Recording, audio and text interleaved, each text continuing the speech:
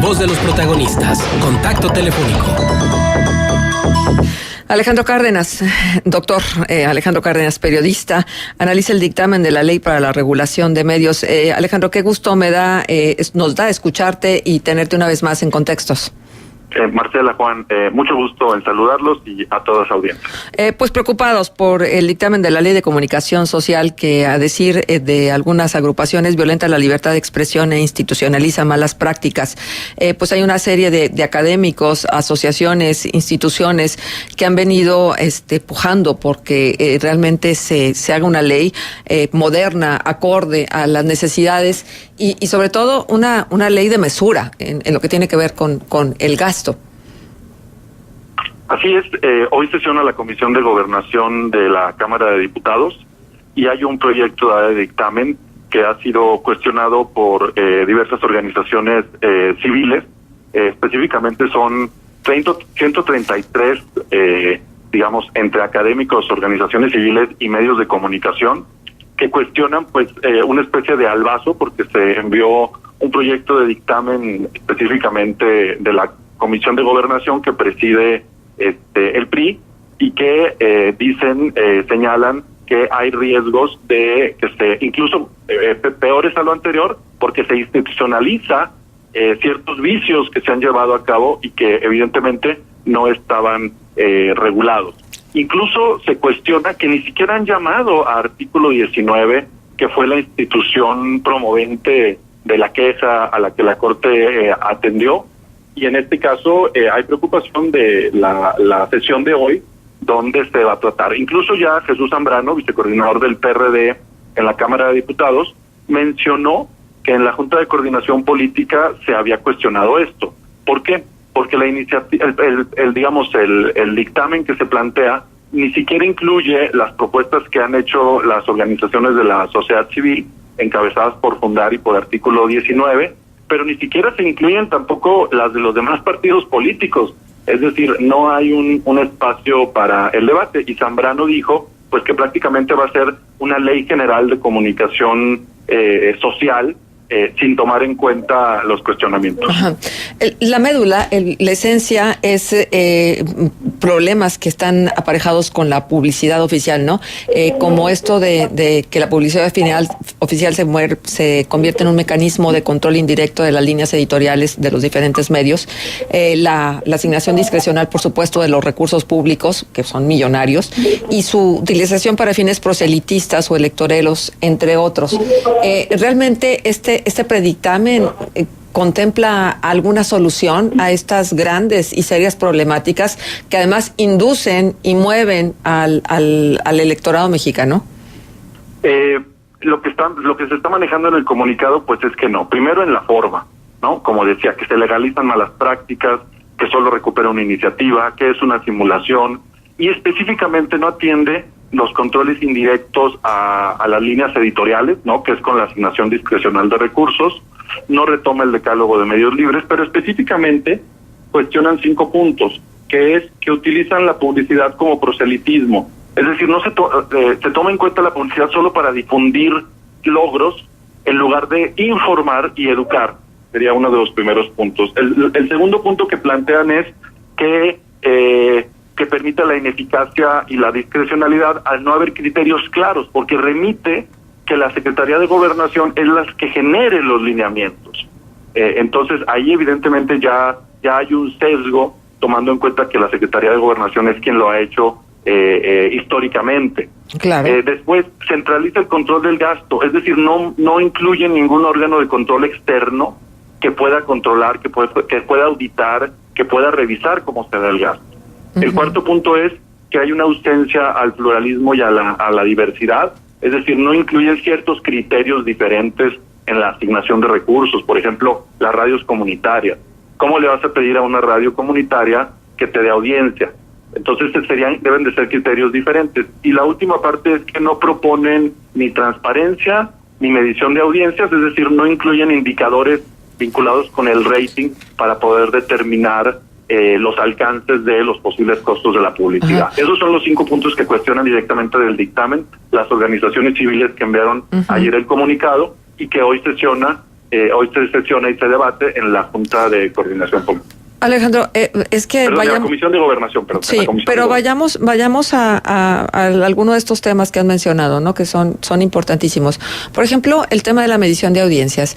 Digo, a lo largo de la historia de este país, las mediciones de audiencias, sobre todo cuando se hacen a través de organismos institucionales, han sido bastante cuestionadas, ¿no? Porque la corrupción metida ahí, le daban el pitazo a los concesionarios de que se iba a hacer una medición de audiencia, los concesionarios metían una campaña de regalos, de sorteos, de cuestiones que a la audiencia pues siempre le atraen y siempre está en la búsqueda de ellos, y entonces de esa manera los puntos de audiencia se elevaban, pero no por una realidad, sino por una manera como de controlar un momento donde se estaba haciendo este tipo de mediciones. Y entonces, bueno, cuando lo hacía el Instituto de la Radio, los ratings eran bastante cuestionables. Además, hoy los medios electrónicos y los no electrónicos obedecen a una serie de mecanismos completamente distintos a antes, que se podía medir la audiencia de otra manera. ¿De qué forma saber realmente el grado de influencia de un medio independientemente de la cantidad de radioescuchas que tenga? Bueno, mira, en el fondo es el sistema de medios que tenemos en México, que es un sistema donde priva lo privado, donde los medios públicos han sido abandonados a ser prácticamente órganos de propaganda del Estado, cuando podrían ser medios públicos, si es que existen, pero órganos de difusión oficial, podrían ser medios con niveles de independencia mayor. Y segundo, que en el momento en que es el mercado privado, de cierta forma el que maneja, se dan ciertos elementos vinculados con la competencia que llevan a los medios, y podemos ver las grandes críticas que se han hecho a Televisa y a Televisión Azteca, donde priva el espectáculo, priva la diversión y el entretenimiento más que la información, más que la educación, más que los contenidos relevantes. Entonces, en este contexto yo te diría, bueno, hay formas de entender y medir, por ejemplo, los niveles de concentración, y uno tiene que ver con la audiencia, pero también otro tiene que ver con el monto de recursos públicos que recibe un medio de comunicación y también el monto de recursos globales. Otro también puede ser la influencia que tienen los medios y qué tanto se maneja información vinculada menos con el espectáculo y más con análisis, con debate. Estas son las formas en que podemos darnos cuenta más o menos de cómo se puede identificar la calidad de la información en los medios de comunicación en general, cuando son de carácter informativo. Ajá. Oye, Alejandro, ¿a ti te parece que hay conflicto de interés cuando un gobernante adquiere medios de comunicación para poder controlar a sus gobiernos? Bueno, mira, justo, qué bueno que me lo preguntas, porque ayer justo se difundió un reportaje de varios comunicadores locales y nacionales, donde se informaba cómo en Coahuila se gastó el 170% adicional en publicidad de lo presupuestado, y se concentró al 37% de la publicidad, podemos decir, un gasto a un grupo mediático que es el denominado Grupo Zócalo, principalmente durante el sexenio de Rubén Moreira, pero el análisis fue de 2017. Y evidentemente no podemos olvidar que en años anteriores fue acusado, después del tema de la megadeuda, en específico Humberto Moreira, de tener reuniones con miembros de la cadena RCG, con Rolando Casimiro González, hermano del dueño de RCG, justo por tratar la compra de medios y transferencias de 30 millones de pesos, que todo eso está documentado por el San Antonio Express News.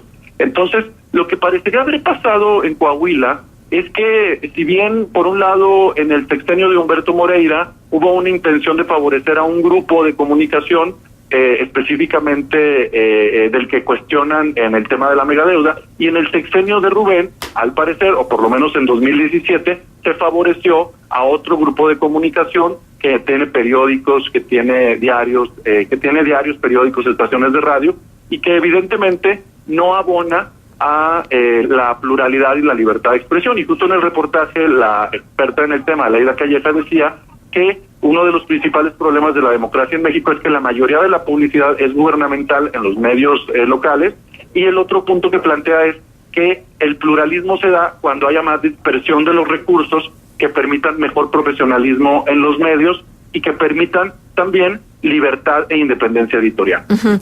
Bueno, pero ¿qué sucederá el día de hoy? O sea, ya se aprobó el predictamen. ¿Y luego? En este momento, pues, hubo queja, en este caso de algunos partidos, como mencioné, lo que dijo Jesús Zambrano en la Junta de Coordinación Política, y en teoría se espera ver que ante la queja y ante la protesta, el PRI, y en este caso sus aliados, que son el Verde y el Partido Nueva Alianza, escuchen y cambien ese predictamen y se abra por lo menos el debate para escuchar los puntos de la sociedad civil. Uh-huh. Tienen poco tiempo, tendrían hasta el 16 de abril, o sea, es decir, poco tiempo relativamente, es decir, todavía estamos a 15 días antes de que se mande a la Cámara de Senadores, donde tendrían unos 14 días más para resolver. Entonces creo yo que está a tiempo. Consideramos que ante esto que se ha dicho, este comunicado, los mismos partidos, en este caso de oposición, esperemos que se reabra el debate y que no se, mínimo, que no vayamos para atrás, que no se institucionalicen procesos muy viciados en la contratación de recursos públicos. Uh-huh. Alejandro, partimos de la premisa, y tú como académico, dime si estás de acuerdo, de que hay una necesidad mutua de los medios y los gobiernos.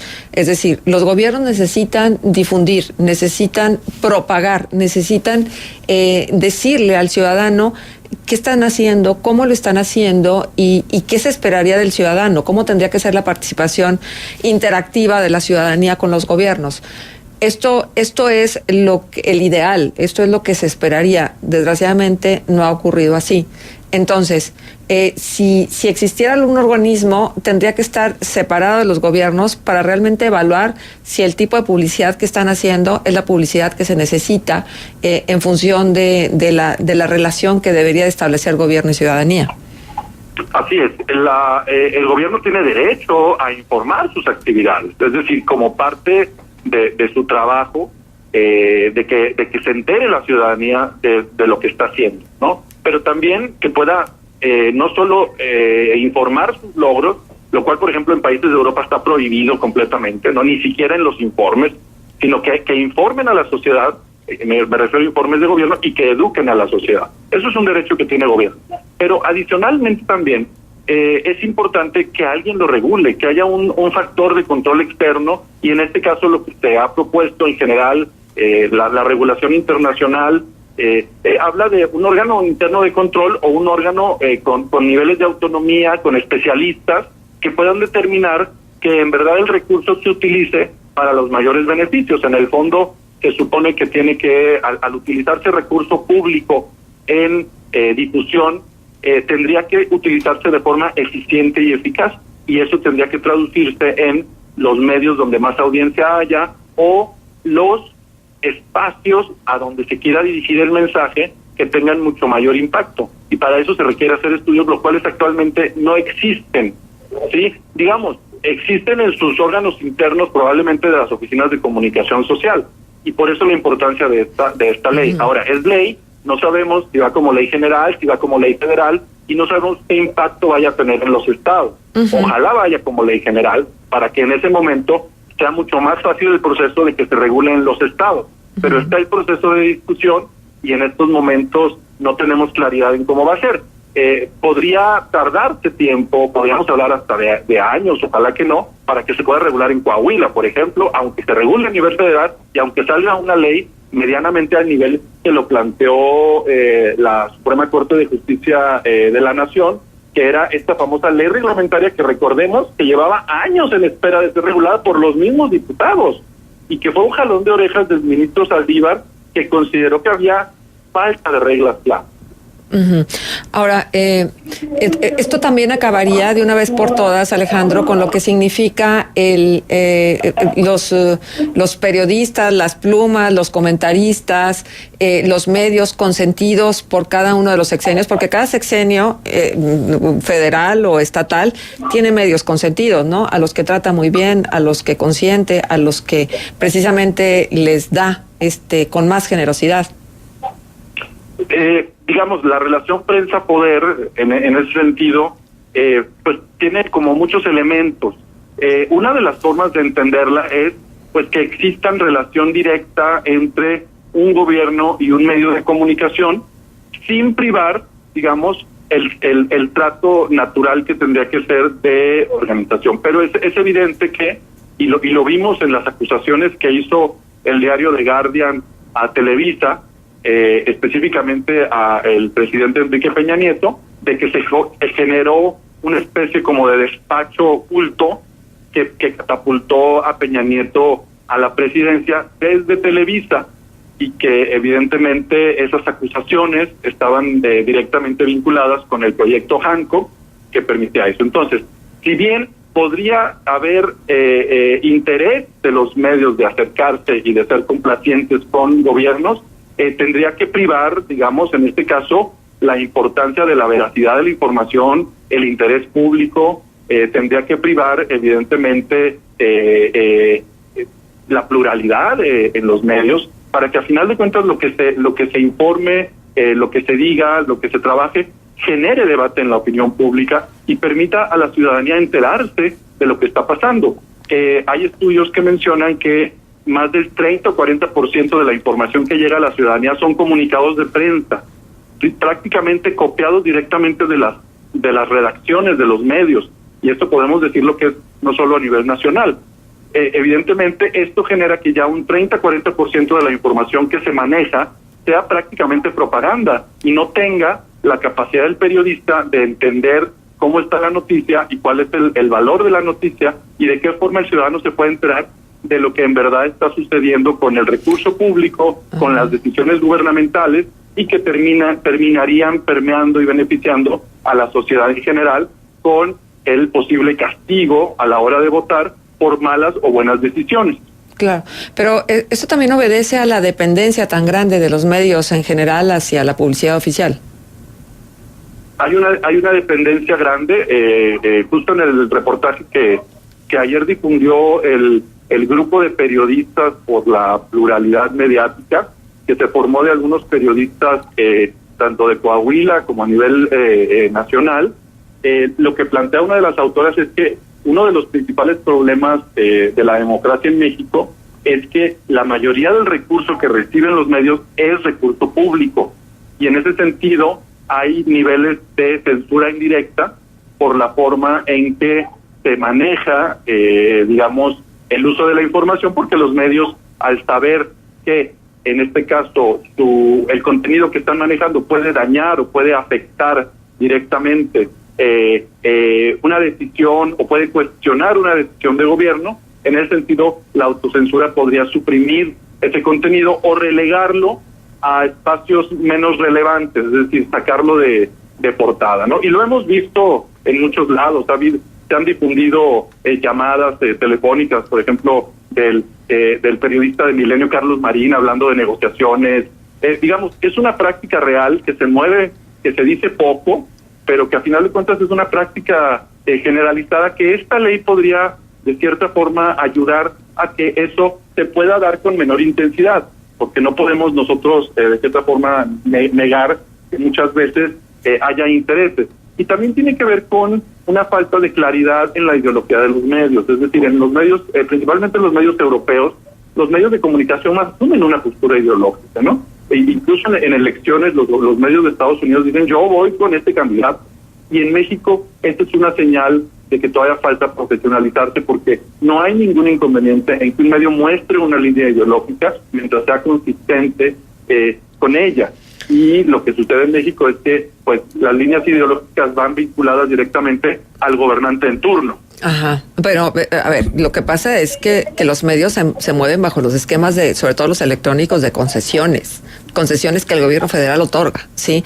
Que no regala, otorga, y hay que pagar por esa concesión, ¿sí? Porque ahora que se está discutiendo tanto la cantidad de spots que se están transmitiendo en función de las campañas electorales, dicen, bueno, es que los gobiernos no pagan, no, bueno, porque se amparan a una ley donde hay un tiempo determinado por cada hora de transmisión para que ellos puedan hacer la difusión que consideren importante. Yo no estoy muy segura que los partidos tengan la capacidad de generar material importante en función de de las estrategias de comunicación de lo que quieren difundir. Pero bueno, así están las cosas. Pero al concesionario le cuesta, sí, le cuesta, aunque no tenga que pagar, me explico, porque ya le costó la concesión, ya le costó la electricidad, ya le costó la operatividad, ya le costó un montón de cosas. ¿Para qué? Pues para eso, para muchas de las veces con la intención de perpetuar el poder. Y evidentemente como concesiones públicas, pues hay un nivel de rigor mucho mayor en términos de la calidad, del profesionalismo. Por ejemplo, en Inglaterra, pues hay un consejo de expertos que la información que se mueve en radio y televisión incluso revisan que haya sido reporteada y difundida de forma plural, donde todos los ángulos informativos estuvieran contemplados. No solo hablar de la objetividad, que en específico no existe, que es hablar de dos partes haciendo la información maniquea, sino que es todos los ángulos relevantes que tendrían que estar contemplando. Así es, Alejandro. Pues te agradecemos. Creo que estos temas no se acaban y tendremos que seguir platicando de ellos, sobre todo ahora en la víspera de la contienda electoral. Muchísimas gracias por estar. Muchos saludos. Hasta luego. Hasta luego. Alejandro Cárdenas estuvo con nosotros.